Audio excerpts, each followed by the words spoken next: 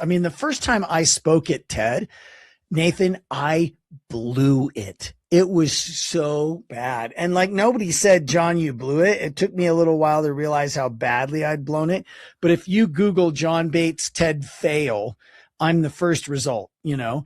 And, and what I did is I did it for myself.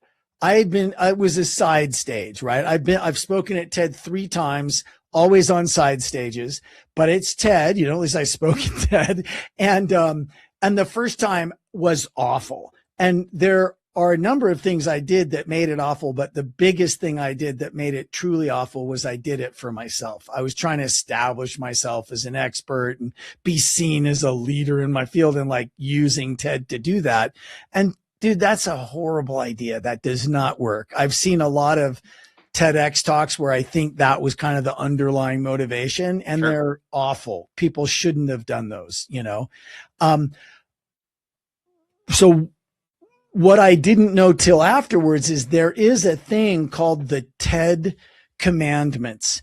And, you know, I've actually broken them down. If you want to put it in the show notes, I can give you a Sure. link to breaking down the TED commandments. But so I'll tell you a couple of the commandments, and then I'll tell you the one biggest secret. So one of the TED commandments is that, you know, it's basically something like, thou shalt not just tell us the good stuff.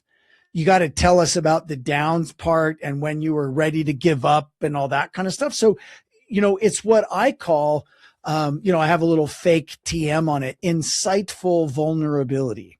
Mm-hmm. TED actually in the TED commandments says, you know, bring some vulnerability and tell us about the downside, not just the successes. And people never do that in these bad TEDx talks. And there's great TEDx talks too, but in the bad ones, that's one of the things that's missing.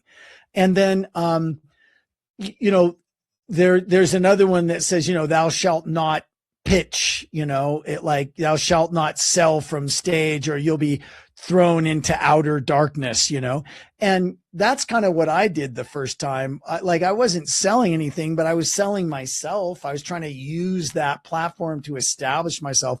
And that's a terrible thing to do, both to yourself and the audience.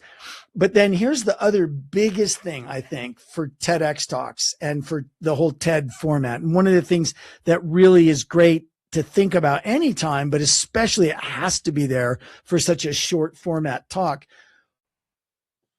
It's advice that I would give in the form of a question. What is your one idea we're spreading? Not your top 2 or your best 5 or whatever, or here's the 3, you know, no, what is your one idea we're spreading? And then just have that entire 18 minutes or less really truly support one idea, because in 18 minutes or less, you just don't have time to do more than that. And when I tried to do a lot more than that in my like 4-minute talk, oh my gosh, oh, it was so embarrassing.